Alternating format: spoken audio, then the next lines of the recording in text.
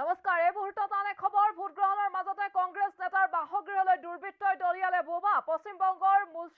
মুৰ্ছিদাবাদত এই ঘটনা সংঘটিত হৈছে কংগ্ৰেছ নেতাৰ বাসগৃহলৈ বোমা নিক্ষেপ কৰিছে দুৰ্বৃত্তই কোনে নিক্ষেপ কৰিছে এই মুহূৰ্ত পৰ্যন্ত সেয়া কোনো ধৰণৰ সংসূত্ৰ পোৱা নাই যদিও ভোটগ্ৰহণ চলি আছে ৰাজ্য দেশত তৃতীয় পৰ্যায়ৰ ভোটগ্ৰহণ আৰু তাৰ মাজতে কংগ্ৰেছ নেতাৰ বাসগৃহলৈ কোনে দলিয়ালে এনে ধৰণে বোমা এই মুহূৰ্তত ডাঙৰ খবৰ আহি পৰিছে পশ্চিমবংগত এই ঘটনা সংঘটিত হৈছে ভোটগ্ৰহণৰ মাজতে কংগ্ৰেছ নেতাৰ বাসগৃহলৈ দুৰ্বৃত্তই দলিয়ালে বোমা পশ্চিমবংগৰ মুৰ্ছিদাবাদত কংগ্ৰেছ নেতাৰ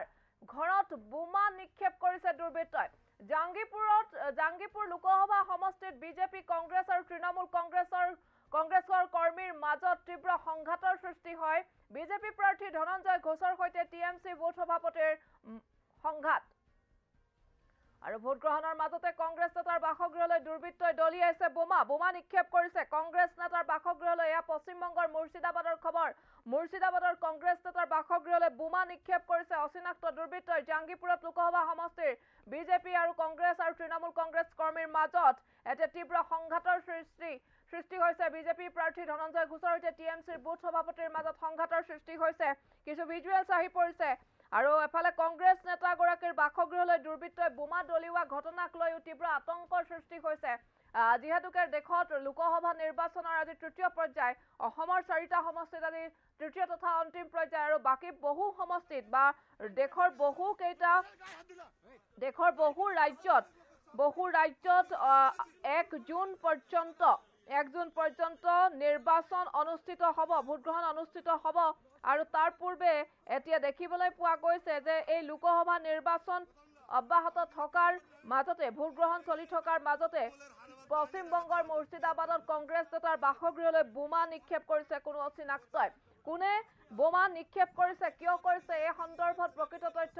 গম পোৱা নাই যদিও আৰক্ষীয়ে এই ক্ষেত্ৰত অনুসন্ধান আৰম্ভ কৰিছে বা তদন্ত আৰম্ভ কৰিছে জাঙ্গিপুৰ লোকসভা সমষ্টিত বিজেপি আৰু কংগ্ৰেছ আৰু তৃণমূল কংগ্ৰেছৰ কৰ্মীৰ মাজত তীব্ৰ সংঘাতৰ সৃষ্টি বিজেপি প্ৰাৰ্থী ধনঞ্জয় ঘোষৰ সৈতে টিএমচিৰ তৃণমূল কংগ্ৰেছৰ বুথ সভাপতিৰ মাজত সংঘাতৰ সৃষ্টি হৈছে যেটো খবৰে জনতাক আচৰিত কৰি তুলিছে আজি যেহেতুকে দেশৰ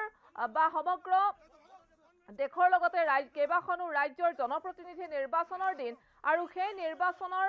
দিনটোতে আজি এনে এটা পবিত্ৰ দিন সাধাৰণ জনতাই বা ভোটাৰ ৰাইজ ওলাই আহিছে গণতান্ত্ৰিক অধিকাৰ সাব্যস্ত কৰিবলৈ গণতান্ত্ৰিক অধিকাৰ সাব্যস্ত কৰিছে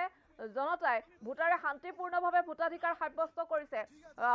লোকসভা নিৰ্বাচনত এতিয়া যাতে কোনো ধৰণৰ ভোটগ্ৰহণ কেন্দ্ৰসমূহত অপ্ৰীতিকৰ পৰিস্থিতিৰ সৃষ্টি নহয় তাৰ বাবে এতিয়া কটকটীয়া নিৰাপত্তাৰ বেষ্টনী গঢ়ি তোলা হৈছে আৰু জনসাধাৰণে বা সাধাৰণ ভোটাৰে শান্তিপূৰ্ণভাৱে ভোটাধিকাৰ সাব্যস্ত কৰিছে কিন্তু বিজেপি প্ৰাৰ্থী ধনঞ্জয় ঘোষৰ সৈতে তৃণমূল কংগ্ৰেছৰ বুথ সভাপতিৰ মাজত যি জাঙ্গিপুৰৰ যি সংঘাতৰ সৃষ্টি হৈছে লোকসভা সমষ্টিত বিজেপি কংগ্ৰেছ আৰু তৃণমূল কংগ্ৰেছ কৰ্মীৰ মাজত সেই সংঘাতক লৈহে এতিয়া জনতা আচৰিত হৈছে এফালে শান্তিপূৰ্ণভাৱে কোনো ধৰণৰ কন্দল বা কোনো ধৰণৰ অপ্ৰীতিকৰ পৰিস্থিতিৰ সৃষ্টি নহয় শান্তিপূৰ্ণভাৱে যাতে ভোটদান সাব্যস্ত কৰিব পাৰে ভোটাধিকাৰ সাব্যস্ত কৰিব পাৰে জনতাই তাৰ বাবে এতিয়া প্ৰশাসনৰ ফালৰ পৰা ব্যৱস্থা গ্ৰহণ কৰা হৈছে সাধাৰণ জনতায়ো ভোটাধিকাৰ সাব্যস্ত কৰিছে কিন্তু এনে ধৰণে দলীয় কৰ্মীসকলৰ মাজৰ সংঘাতে কিন্তু এতিয়া বেয়া এটা পৰিস্থিতিৰ সৃষ্টি কৰিছে আৰু আপোনালোকে জানে যে ৱেষ্ট বেংগল বা পশ্চিম বংগত তৃণমূল কংগ্ৰেছৰ যি বিভিন্ন সময়ত দেখিবলৈ পোৱা গৈছে যে ইতিহাসে কৈছে বিগত কিছু বছৰ ধৰি পশ্চিমবংগৰ তৃণমূল কংগ্ৰেছে আধিপত্য বিস্তাৰ কৰি আহিছে বা কংগ্ৰেছে তৃণমূল কংগ্ৰেছে আধিপত্য বিস্তাৰ কৰি আহিছে বা তৃণমূল কংগ্ৰেছে গাদী দখল কৰি আহিছে আৰু তৃণমূল কংগ্ৰেছৰ দখলতে গোটেইকেইটা সমষ্টি থাকিব বুলি তৃণমূলৰ ফালৰ পৰাও দাবী কৰা হৈছে এইবাৰ লোকসভা নিৰ্বাচনতো আৰু এফালে কংগ্ৰেছৰ ফালৰ পৰা কোৱা হৈছে যে তেওঁলোকেই জয়ী হ'ব বিজেপিৰ ফালৰ পৰা কোৱা হৈছে তেওঁলোকহে জয়ী হ'ব এতিয়া প্ৰতিটো দলে নিজৰ দলটোৰ যি কেইগৰাকী প্ৰাৰ্থী তেওঁলোকক জয়ী কৰিবৰ বাবে বিজয় সাব্যস্ত কৰিবৰ বাবে যৎপৰোনাস্তি চেষ্টা অব্যাহত ৰাখিছে আৰু তেওঁলোকৰ দলীয় কৰ্মীসকলেও নেতাকৰ্মীসকলেও তেওঁলোকৰ দলীয় প্ৰাৰ্থীজনক জয়ী কৰিবৰ বাবে তেওঁলোকে 100% তেওঁলোকে এই নিৰ্বাচনত যুঁজ দিয়া বা নিৰ্বাচনত নামি পৰা বা প্ৰচাৰ চলোৱা সময়ত সেয়া দেখিবলৈ পোৱা গ'ল কিন্তু তাৰ মাজত ভোট গ্ৰহণৰ দিনটোত তৃতীয় পৰ্যায়ৰ আজি ভোট গ্ৰহণ আৰু সেই দিনটোত এনেধৰণে সংঘাত সৃষ্টি হোৱাৰ উপৰিও ভোট গ্ৰহণৰ মাজতে আকৌ কংগ্ৰেছ নেতাৰ বাসগৃহলৈ কোনো লোকে বোমা নিক্ষেপ কৰা ঘটনাটোৱে সকলোকে আচম্বিত কৰি তুলিছে বা আচৰিত কৰি তুলিছে। এফালে জনতাই যাতে বা আন সাধাৰণ জনতাৰ মাজত কোনো ধৰণৰ যাতে অপ্ৰীতিকৰ পৰিস্থিতিৰ সৃষ্টি নহয়, কোনো ধৰণৰ যাতে হুলস্থুল নহয়, কাজিয়া নহয়, কণ্ডল নহয়, তাৰ বাবে